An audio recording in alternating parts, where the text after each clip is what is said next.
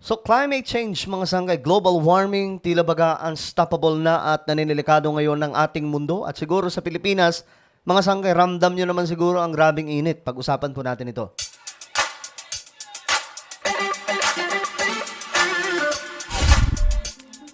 What's up guys? Kamusta po kayong lahat?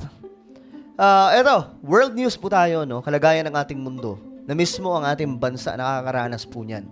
Nakailang tingin na po ako sa mga balitaan, isa po sa mga binabalita, no? Ay yung tumitinding init ng ating panahon ngayon. At ngayon nga mga sangkay, may nadiskubre po yung mga scientist na ngayon ay sabog na sabog po ito sa international media, itong balitang ito. Okay, patungkol po sa pag-init ng panahon ng buong planeta, hindi lamang Pilipinas, kundi buong planeta ito. Okay? Bago tayo magsimula, pakisubscribe po muna yung ating YouTube channel. Okay, sa baba ng video na to, check nyo na lamang mga sangkay, no, sa YouTube. Makikita nyo po yung subscribe button, pindutin nyo lamang po yan, tapos i-click nyo yung bell at i-click nyo po yung all. At kung kayo naman po ay nanonood sa Facebook, don't forget to follow our Facebook page. Alright, ito na mga sangkay, pag-usapan po natin. Ayon po kasi dito, new climate data shows global temperatures continuing to rise sharply. Tumitindi pa po ng tumitindi. At ito mga sangkay, tingnan natin. 1.5 degrees global warming. in the next 5 years. The accelerating climate crisis has really been hitting the headlines lately. But wait, 1.5 degrees by 2027? Recently, this made the news. For the first time ever, Global warming has exceeded 1.5 degrees Celsius. for an entire year. Grabe. So, ayan mga sangkay, tingnan nyo. Yan po yung mga yelo ngayon na natutunaw na po. Na very, very alarming ito, no, sa ating mundo. At kayong mga nanonood dito sa ating channel, very good kasi alam nyo po ito. At least hindi po tayo mangmang sa mga ganitong klaseng event na nagaganap ngayon sa ating mundo. And look at that mga sangkay, isa po yan sa epekto ng global warming. Yan po. At ang delikado po dyan, natural kapag matunaw po ang mga yelo na yan, tataas po yung sea level. At alam po natin na ang Pilipinas, archipelago, tayo pong bansa, nasa gitna po tayo ng karagatan. Pag tumaas po yung tubig sa dagat, ayon po sa balita, by 2050, marami pong mga syudad sa Pilipinas ang lulubog na po sa tubig dagat. At bukod dyan, kapag natunaw ang mga to, tuluyan na pong nawala, ang mangyayari po dyan, mga sangkay, lalo pong iinit ang panahon. Grabe lang. Nakaka-alarma lang ito mga sangkay. Well, ito po ay nasusulat sa Biblia na magaganap po talaga mga ganitong klaseng event. Tinatawag pong end-time events, mga sangkay. It was actually anticipated that this important threshold would only be reached in the next few years or the next decade, but now scientists recently published data showing that we just passed this benchmark. Okay. Yan 1.5, okay, na sinasabi po nila, dapat daw mangyayari yan in the next years pa. Pero right now, mga sangkay, nahit na po natin. Ayon po yan sa mga scientist.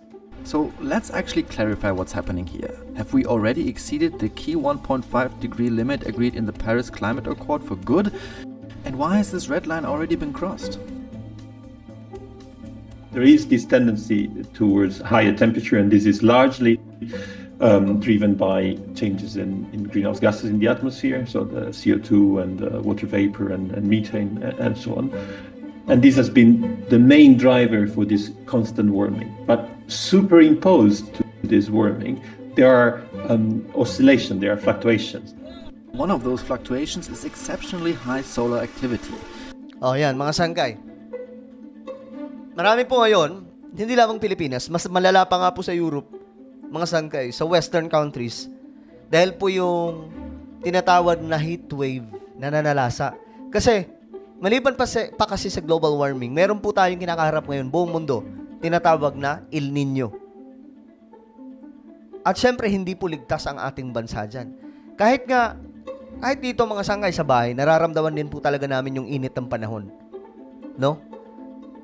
And ito po ay senyales, mga sangkay, na may depekto po talaga sa ating planeta na kailangan paghandaan po ito ng maraming tao sa mundo. The other is a warm weather phenomenon called El Nino, translated Yan ang tinutukoy ko, mga sangkay, di ba? Napag-uusapan lamang po natin, El Nino. from Spanish. El Nino means the child or the boy, It sounds harmless. but it's not. Last seen in 2016, it led to the world's hottest year on record. That's because El Nino impacts ocean temperature, which in turn affects the climate. So the El Nino phase is also called the warm phase because as the upwelling of cold water on the coastline of South America and the Western Pacific is suppressed, the overall temperatures in the Pacific rise.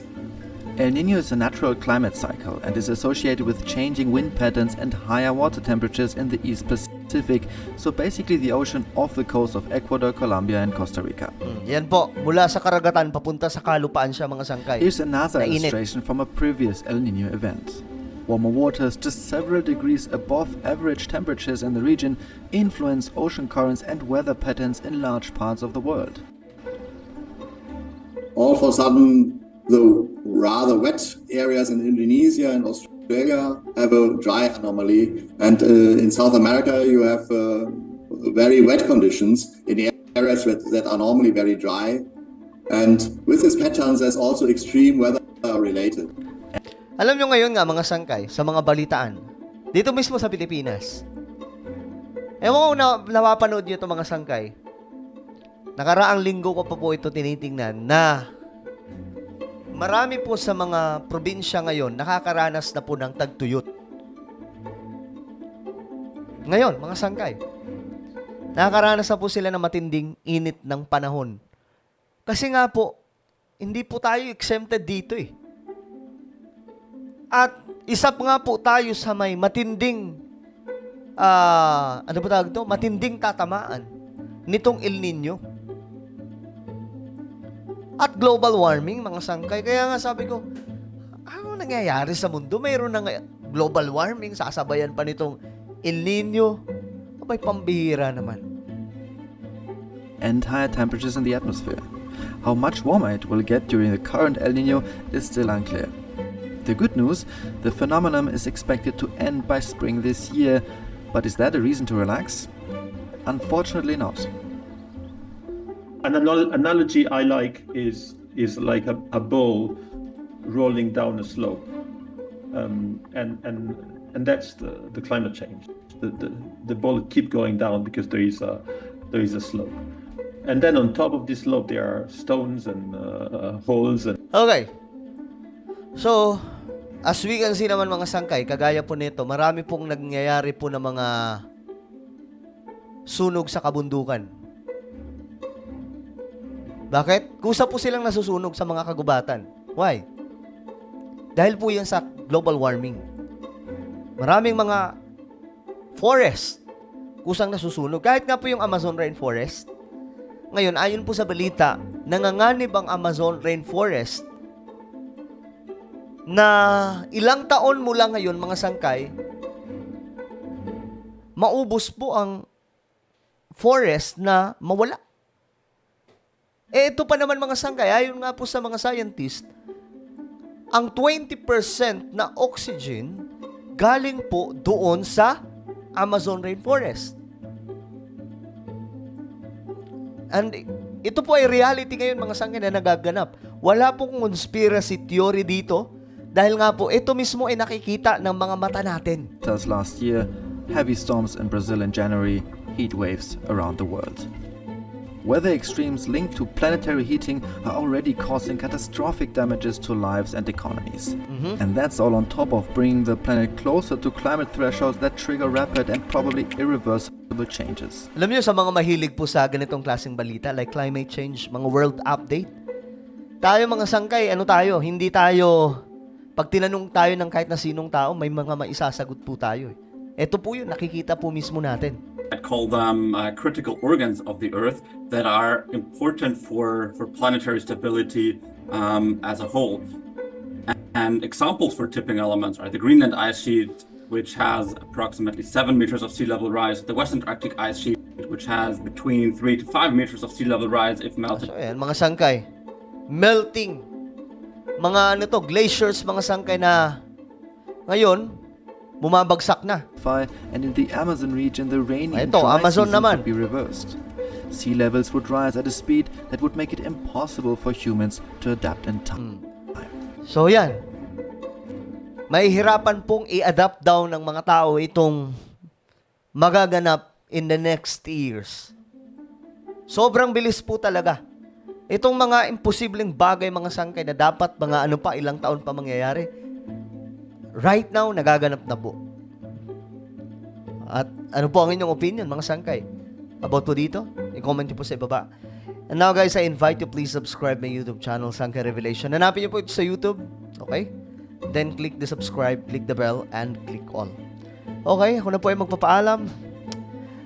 Ingat po ang lahat mga sangkay at ipag-pray po natin. Yung pagdasal po talaga natin itong nangyayari sa ating mundo. Pagdasal natin na iligtas po tayo sa mga sakuna at kung ano pa man ang mga darating. Okay? God bless everyone.